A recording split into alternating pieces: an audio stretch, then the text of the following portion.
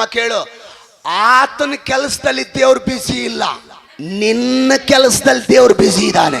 ಯಾಕೆ ಮಾತು ಹೇಳ್ತೇನೆ ಅಂದ್ರೆ, ನಿಮಗೆ ಕಷ್ಟ ಬಂದಾಗ, ನಿಮಗೆ ಶೋಧನೆ ಬಂದಾಗ, ನಿಮ್ಗೆ ಇಕ್ಕಟ್ಟು ಬಂದಾಗ, ರೋಗ ಬಂದಾಗ, ಆಸ್ಪತ್ರೆ ಪಾಲಾಗುವಾಗ, ಹಾಸಿಗೆಲ್ ಬೀಳುವಾಗ, ನಿಸ್ಸಹಾಯಕ ಸ್ಥಿತಿ ಇರುವಾಗ ಬಹಳ ಜನರು ಹೇಳ್ತಾ ಗೊತ್ತಾ, ದೇವರು ನಮ್ಮ ಜೊತೆ ಇಲ್ಲ ಅಂತ ಫೀಲ್ ಆಗ್ತಾರೆ.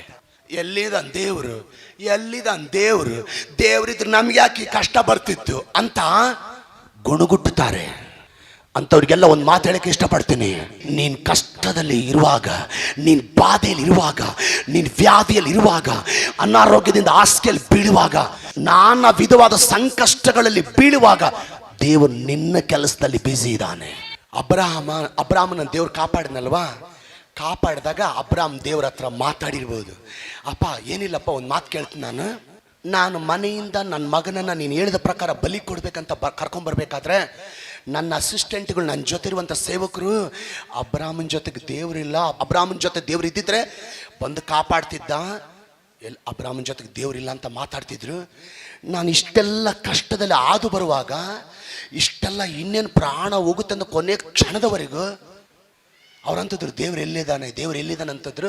ಅದಕ್ಕೆ ನಾನು ಕೇಳ್ತೀನಿ, ನೀನೇನು ಮಾಡ್ತಿದ್ದೆ ದೇವರೇ? ನನಗೆ ಶೋಧನೆ ಎಲ್ಲ, ನಾನು ಶೋಧನೆಯಲ್ಲಿ ಹಾದು ಹೋಗುವಾಗ, ಕಷ್ಟದಲ್ಲಿ ಹಾದು ಹೋಗುವಾಗ, ಬಾಧೆಯಲ್ಲಿ ಹಾದು ಹೋಗುವಾಗ, ನನ್ನ ಜೊತೆ ಇರುವಂಥ ಸೇವಕರು ಮಾತಾಡ್ತಾರೆ ಅವನ ಜೊತೆ ದೇವರಿಲ್ಲ ಅಂತ.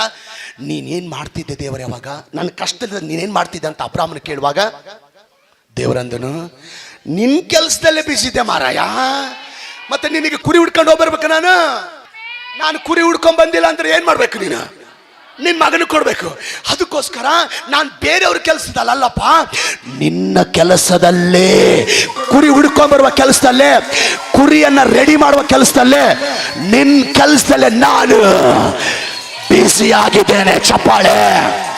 ಮಗಳೇ, ಸೋದರಿಸೋದು, ಒಂದೊಂದು ಸಾರಿ ವಿಪರೀತವಾದ ಕಷ್ಟದಲ್ಲಿ ನೀನು ಹಾದು ಹೋಗುವಾಗ, ತೀರದ ವ್ಯಾಧಿಗಳನ್ನ ಹಾದು ಹೋಗುವಾಗ, ತೀರದ ಬಾಧೆಗಳನ್ನ ಹಾದು ಹೋಗುವಾಗ, ತೀರದ ವೇದನೆಗಳನ್ನ ಹಾದು ಹೋಗುವಾಗ, ತೀರದ ಕಣ್ಣೀರಿನಲ್ಲಿ ಹಾದು ಹೋಗುವಾಗ, ತೀರದ ಸಾಲಗಳಲ್ಲಿ ಹಾದು ಹೋಗುವಾಗ, ತೀರದ ಸಂಕಷ್ಟಗಳಲ್ಲಿ ಹಾದು ಹೋಗುವಾಗ, ಒಂದೊಂದು ಸಾರಿ ನಿನ್ನ ಹೃದಯದಲ್ಲಿ ದೇವರಿಲ್ಲ ಅನಿಸುತ್ತೆ.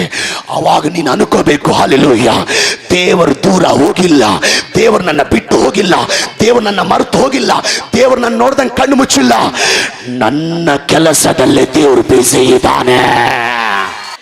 ಒಂದೊಂದು ಸಾರಿ ನಿಮ್ಮ ತಾಯಿ ನಿಮ್ಮನ್ನು ಮರೆತು ಹೋಗ್ಬಹುದು, ಅವ್ರ ಕೆಲಸದಲ್ಲಿ ಅವ್ರು ಬಿಸಿ ಆಗಿರ್ಬಹುದು. ಒಂದೊಂದು ಸಾರಿ ನಿಮ್ಮ ತಂದೆ ನಿಮ್ಮನ್ನು ಮರೆತು ಅವ್ರ ಕೆಲಸದಲ್ಲಿ ಬಿಸಿ ಆಗಿರ್ಬಹುದು. ಅಧಿಕಾರಿಗಳು ನಿಮ್ಮನ್ನು ಅಲಕ್ಷ್ಯ ಮಾಡಿ ಅವ್ರ ಕೆಲಸದಲ್ಲಿ ಬಿಸಿ ಆಗಿರ್ಬಹುದು. ರಾಜಕೀಯ ನಾಯಕರು ನಿಮ್ಮನ್ನು ಮರೆತು ಅವ್ರ ಕೆಲಸದಲ್ಲಿ ಬಿಸಿ ಆಗಿರ್ಬಹುದು.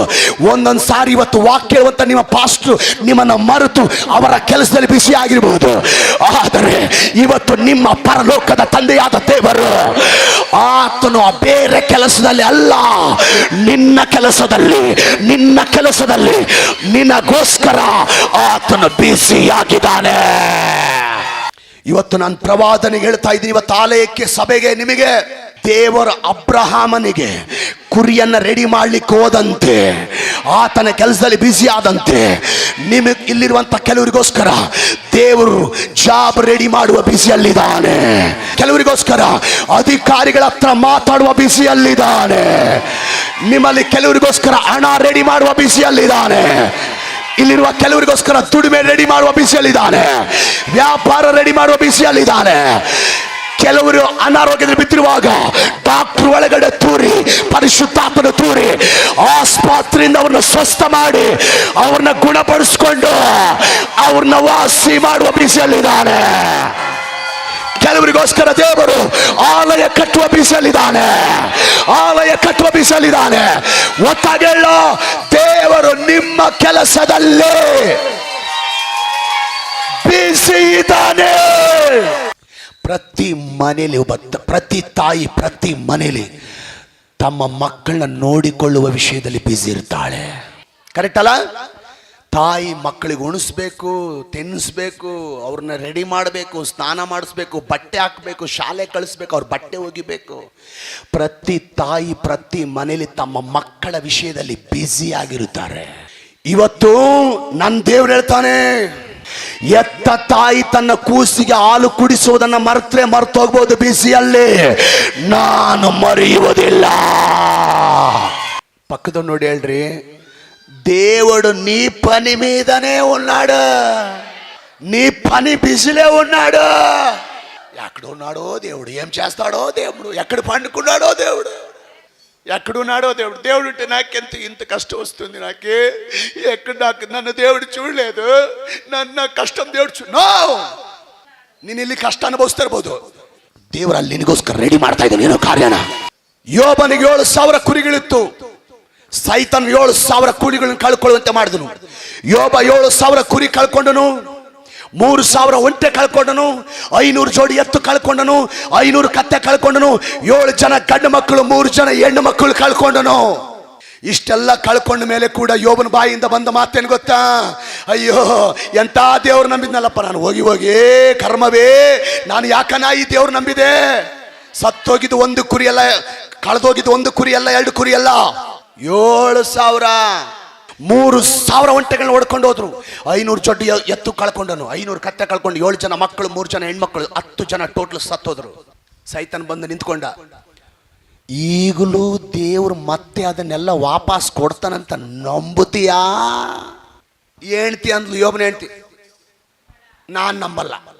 ಯೋಬ ಅಂದ, ಪರವಾಗಿಲ್ಲ ನೀನ್ ನಂಬಿಲ್ಲ ಅಂದ್ರು, ಇಷ್ಟೆಲ್ಲ ಕಳ್ಕೊಂಡ್ರು ಮತ್ತೆ ದೇವ್ರು ನನಗೆ ಕೊಡ್ತಾನಂತ, ಈಗಲೂ ದೇವ್ರು ಕಾರ್ಯ ಮಾಡ್ತಾನಂತ ನಂಬ್ತೀನಿ, ಈಗಲೂ ದೇವ್ರು ಕಾರ್ಯ ಮಾಡ್ತಾನಂತ, ಮತ್ತೆ ನನ್ನ ಕುರಿಗಳು ವಾಪಸ್ ದೇವ್ರು ಕೊಡ್ತಾನಂತ ನಂಬ್ತೀನಿ, ಮತ್ತೆ ನನ್ನ ಒಂಟೆಗಳ ವಾಪಸ್ ಕೊಡ್ತಾನಂತ ನಂಬ್ತೀನಿ, ಮತ್ತೆ ನನ್ನ ಎತ್ತುಗಳ ದೇವ್ರು ವಾಪಸ್ ಕೊಡ್ತಾನಂತ ನಂಬ್ತೀನಿ, ಮತ್ತೆ ನನ್ನ ಕತ್ತೆಗಳ ದೇವ್ರು ವಾಪಸ್ ಕೊಡ್ತಾನಂತ, ಮತ್ತೆ ನನ್ನ ಆಸ್ತಿನ ದೇವ್ರು ವಾಪಸ್ ಕೊಡ್ತಾನಂತ ನಂಬ್ತೀನಿ, ಮತ್ತೆ ನನ್ನ ಮಕ್ಕಳ ದೇವ್ರು ವಾಪಸ್ ಕೊಡ್ತಾನಂತ. ಹಿಂಗಿರ್ಬೇಕು ವಿಶ್ವಾಸಿಗಳು. ಯಾವುದೋ ತೆಲ್ಲೋ ಬಂತಂತೆ ಚೇಚಿ ಬರಲ್ಲಂತೆ, ಇಂಥ ವಿಶ್ವಾಸಿಗಳೇ ಬೇಡ ನಮಗೆ. ಯೋಬನಂತವ್ರು ಬೇಕು ನಮಗೆ. ಸೈತಾನಿಗೆ ಅರ್ಥ ಆಗಲಿಲ್ಲಪ್ಪ, ಇವನೆಂತ ಮನುಷ್ಯ ಅಂತ ಹೋಗ್ಬಿಟ್ಟ. ಕೇಳಿಗ ಇದೆಲ್ಲ ಕಷ್ಟ ಎಲ್ಲ ಕಳ್ಕೊಂಡ ಎಲ್ಲ ನಷ್ಟ ಆಯ್ತು. ಒಂದಿನ ಯೋಬನು ತನ್ನ ಸ್ನೇಹಿತರಿಗೆ, ನೋಡ್ರಿ ಗಮನಿಸ್ರಿ, ಅವನ ಕಷ್ಟ ಅವನಿಗೆ, ಅಷ್ಟು ಕಷ್ಟದಲ್ಲಿದ್ದು ಯೋಬನು ತನ್ನ ಸ್ನೇಹಿತರಿಗಾಗಿ ಪ್ರಾರ್ಥನೆ ಮಾಡ್ದ. ಪ್ರಾರ್ಥನೆ ಮಾಡುವಾಗ ದೇವರೇನ್ ಮಾಡಿದ ಗೊತ್ತಾ? ಅವನ ಕಷ್ಟನೆಲ್ಲ ತೆಗೆದಾಕಿ ಮತ್ತೆ ದೇವರು ಯೋಬನಿಗೆ 2ರಷ್ಟು ಆಶೀರ್ವಾದ ದೇವರು ಅನುಗ್ರಹಿಸಿದನು. 2ರಷ್ಟು ಆಶೀರ್ವಾದ ಅಂದ್ರೆ ಏನ್ ಗೊತ್ತಾ? 7,000 ಇದ್ದ ಕುರಿಗಳು 14,000 ಆಯ್ತು, 3,000 ಇದ್ದ ಒಂಟೆಗಳು 6,000 ಆಯ್ತು, 500 ಜೋಡಿ ಇದ್ದ ಎತ್ತುಗಳು 1,000 ಆಯ್ತು, 500 ಜೋಡಿ ಇದ್ದ ಕತ್ತೆಗಳು 1,000 ಆಯ್ತು, ಎಲ್ಲ ಡಬಲ್ ಆಯ್ತು. ಅದಕ್ಕೆ 2ರಷ್ಟು ಆಶೀರ್ವಾದ. ಮಕ್ಕಳು ಮತ್ತೆ ದೇವ್ರು ವಾಪಸ್ ಕೊಟ್ಟು, 10 ಜನ ಮಕ್ಕಳು ದೇವ್ರು ವಾಪಸ್ ಕೊಟ್ಟು. ಇದೆಲ್ಲ ಆಯ್ತು. ಇದೆಲ್ಲ ಪಡ್ಕೊಂಡ್ಮೇಲೆ ಯೋಬ ದೇವ್ರ ಹತ್ರ ಬಂದ ಅಂತಾನೆ, ಸ್ವಾಮಿ ನನಗೆ ಕಷ್ಟ ಬಂದಾಗ ಜನ ಅವನ ಹತ್ರ ದೇವ್ರಿಲ್ಲ, ಎಂತ ದೇವ್ರು ನಮ್ಗೆ ಹಾಳಾಗಿ ಹೋಗ್ಬಿಟ್ಟ ನೋಡು ನನ್ನ ಮಗ ಅಂತ ಮಾತಾಡಿದ್ರು. ನಮಗೆ ಕಷ್ಟ ಬಂದಾಗ ನೀನು ದೊಡ್ಡ ದೇವ್ರಿಗೆ ಹೋಗ್ತೀಯ, ಚರ್ಚಿಗೆ ಹೋಗ್ತೀಯ, ಪ್ರಾರ್ಥನೆ ಮಾಡ್ತೀಯ, ಮತ್ತೆ ಯಾಕೆ ದೇವ್ರನ್ನ ಕಾಪಾಡುವಲ್ಲ? ಅವನಿಗೂ ಹಂಗಂದ್ರು, ತಲೆ ಕೆಡಿಸ್ಕೊಳ್ಳಿಲ್ಲ ಅವನು. ಕೇಳಿ ಹೇಳ್ತೀನಿ, ಹಾಲೆಲೂಯ. ಅಯ್ಯ, ನನಗೆಲ್ಲ ಇಂಥ ಕಷ್ಟದಲ್ಲಿ ಬರುವಾಗ ನೀನು ಎಲ್ಲಿದ್ದೆ ಅಂತ ಕೇಳಿದ ಯೋಬ. ನಾನೇನಿದ್ದೆಪ್ಪ, ನಿನಗೆ 7,000 ಕುರಿತಾ, ಇನ್ನು ಎಕ್ಸ್ಟ್ರಾ 7,000 ಮಾಡುವ ಬಿಸಿಯಲ್ಲಿ, 3,000 ಒಂಟೆಗಳನ್ನ ಮತ್ತೆ 6,000 ಮಾಡುವ ಬಿಸಿಯಲ್ಲಿ, 500 ಜೋಡಿ ಎತ್ತುಗಳನ್ನ 1,000 ಮಾಡುವ ಬಿಸಿಯಲ್ಲಿ, 500 ಕತ್ತೆಗಳನ್ನ 1,000 ಮಾಡುವ ಬಿಸಿಯಲ್ಲಿ, ಸತ್ತು ಹೋಗಿರುವ ನಿನ್ನ ಮಕ್ಕಳನ್ನ ಮತ್ತೆ ಎಬ್ಬಿಸುವ ಬಿಸಿಯಲ್ಲಿ, ನಿನ್ನ ಬಿಸಿಯಲ್ಲಿ, ನಿನ್ನ ಕೆಲಸದಲ್ಲಿ ನಾನು ಬಿಸಿಯಾಗಿದ್ದೆ. ಮಗನಿ ಮಗಳೇ, ಸಹೋದರ ಸಹೋದರಿ, ಮೇಲಿಂದ ಮೇಲೆ ಕಷ್ಟಗಳು ಬರುವಾಗ, ಮೇಲಿಂದ ಮೇಲೆ ಶೋಧನೆಗಳು ಬರುವಾಗ, ಮೇಲಿಂದ ಮೇಲೆ ಸಮಸ್ಯೆಗಳು ಬರುವಾಗ, ಮೇಲಿಂದ ಮೇಲೆ ಬಾಧೆಗಳು ಬರುವಾಗ, ನಿನ್ನ ಹೃದಯದಲ್ಲಿ ಅನ್ಕೋಬೇಕು ಏನಂತ? ನನ್ನ ಜೊತೆಗೆ ದೇವರಿಲ್ಲ ಅಲ್ಲ, ದೇವರು ಈ ಕಷ್ಟಗಳ ನಂತರ ದೇವರು ನನಗೋಸ್ಕರ ಏನೋ ಒಂದು ಕಾರ್ಯ ರೆಡಿ ಮಾಡ್ತಾ ಇದ್ದಾರೆ, ನನಗೋಸ್ಕರ ಆಶೀರ್ವಾದ ರೆಡಿ ಮಾಡ್ತಾ ಇದ್ದಾರೆ. ನನ್ನನ್ನು 2ರಷ್ಟು ದೇವರ ಆಶೀರ್ವಾದ ಮಾಡೋದ್ರಲ್ಲಿ ಬಿಸಿಯಾಗಿದ್ದಾರೆ. ದೇವ್ರನ್ನ ಕೇಳ್ರಿ, ಸ್ವಾಮಿ ನೀನು ಏನು ಮಾಡ್ತೀಯಾ? ನಿನ್ನ ಕೆಲಸದಲ್ಲಿ ಬಿಸಿ ಇದ್ದೀರ ಮರಾಯ, ನಿನ್ನ ಬಿಟ್ಟರೆ ನನಗಿನ್ನೇನು? ಆತನಿಗಿರೋ ಪ್ರಪಂಚ ನೀನೇ. ನಿನ್ನ ಪ್ರಪಂಚ 106, ಆತನ ಪ್ರಪಂಚ ನೀನೇ.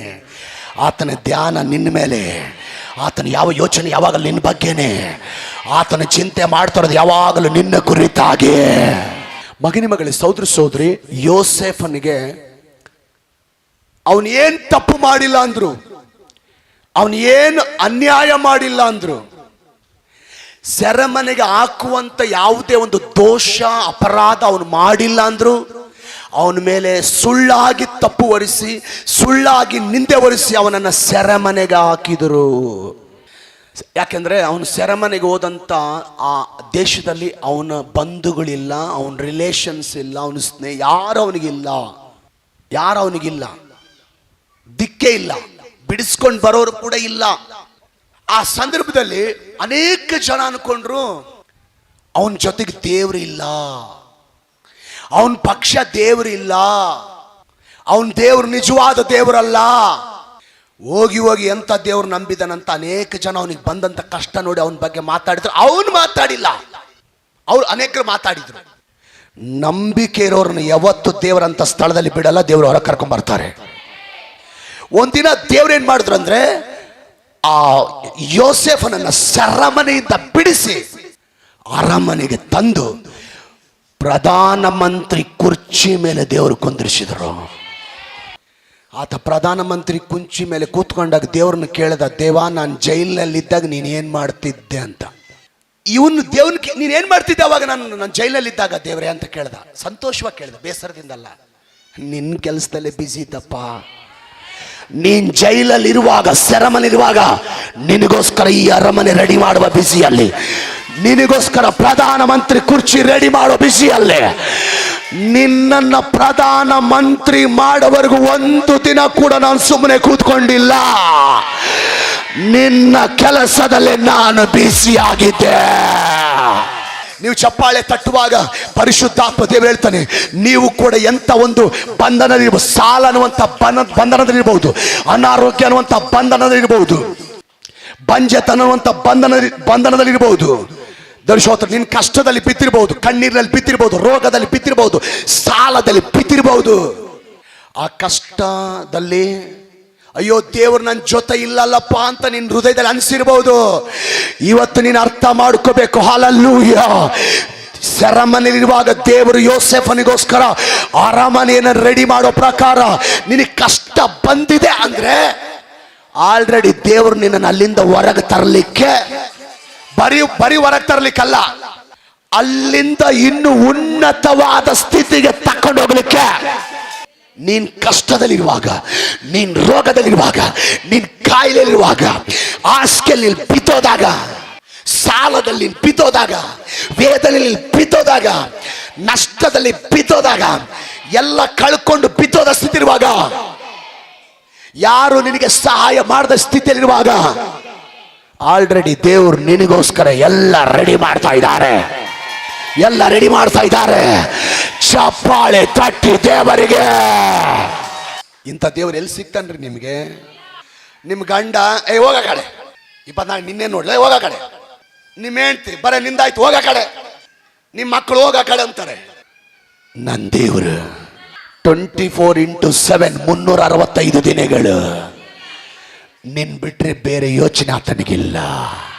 ಪಕ್ಕದ ನೋಡಿ ಹೇಳ್ರಿ, ಯಾರು ನಿನ್ ಬಗ್ಗೆ ಚಿಂತೆ ಮಾಡಿಲ್ಲ ಅಂದ್ರು ದೇವರು ನಿನ್ ಬಗ್ಗೆ ಚಿಂತೆ ಮಾಡ್ತಾರೆ. ಯಾರು ನಿನ್ ಬಗ್ಗೆ ಯೋಚನೆ ಮಾಡಿಲ್ಲ ಅಂದ್ರು ದೇವರು ನಿನ್ ಬಗ್ಗೆ ಯೋಚನೆ ಮಾಡ್ತಾನೆ. ಯಾರು ನಿನ್ನ ಕ್ಷೇಮ ಯೋಚನೆ ಮಾಡಿಲ್ಲ ಅಂದ್ರು ದೇವರು ನಿನ್ನ ಕ್ಷೇಮ ಯೋಚನೆ ಮಾಡ್ತಾನೆ. ಯಾರು ನಿನ್ನ ಕುರಿತು ಚಿಂತೆ ಮಾಡಿಲ್ಲ ಅಂದ್ರು ದೇವರು ನಿನ್ನ ಕುರಿತು ಚಿಂತೆ ಮಾಡುತ್ತಾನೆ.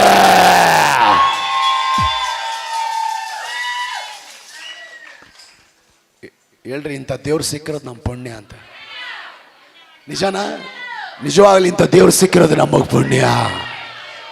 ಯಾರು ಯೋಚನೆ ಮಾಡ್ತಾರ ನಿನ್ನ ಬಗ್ಗೆ ಈ ಪ್ರಪಂಚದಾಗ? ಅವರು ಹೋದ್ರೆ ಹೋಗ್ಲಿ, ನಾನು ಚೆನ್ನಾಗಿದ್ರೆ ಸಾಕಂತಾರೆ. ಯಾವ ಬಂಧುಗಳು ನೋಡ್ತಾರೆ ನಿನ್ನ? ಯಾವ ರಿಲೇಷನ್ ನೋಡ್ತಾರೆ ನಿನ್ನ? ನಿನ್ ಬಗ್ಗೆ ಅವ್ರು ನೋಡ್ಬೋದು, ಯಾರನ್ನ ಹಣ ಇದ್ದವ್ರು ನೋಡ್ಬೋದು, ದಿಕ್ಕಿಲ್ದವ್ರು ನಿನ್ನ ಯಾರು ನೋಡ್ತಾರೆ? ನನ್ನ ದೇವ್ರು ಹೇಳ್ತಾನೆ, ನಾನು ನೋಡ್ತಾನೆ. ಯಾರು ನೋಡಿಲ್ಲ ಅಂದ್ರೆ ನಾನು ನೋಡ್ತಾನೆ.